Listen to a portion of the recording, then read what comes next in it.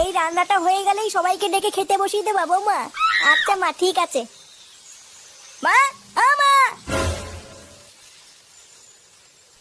এই বাঞ্চতটা এখানে কেন এসছে? তুই কার কথা বলছিস? এই যে মাসিমা, আমার কথা বলছি গো।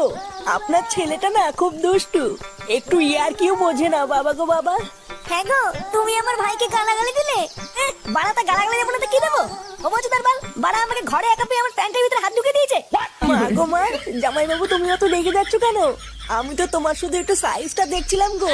সাইজ ছিল হোম তার বাল, বাড়ি গিয়ে বাবার সাইজ দেখবি যা। কি সব উল্টো পাল্টা কথা বলছিস তুই? যা বলেছি ঠিকই বলেছি। লেওরা আজকে প্যান্টের ভিতরে হাত ঢুকে দিচ্ছে, কালকে তো বলবে হালকা করে পুঙাও মেরে দাও। এই কি হয়েছে রে? এত চেঁচামেচি কিসের? দেখুন না মেশামশাই, মা গো মা, আপনার ছেলে একটু ইয়ার কিউ বোঝে না। ওটাই আর কি ছিল বাঞ্চদ? দেখেছেন তো কিভাবে বলছে।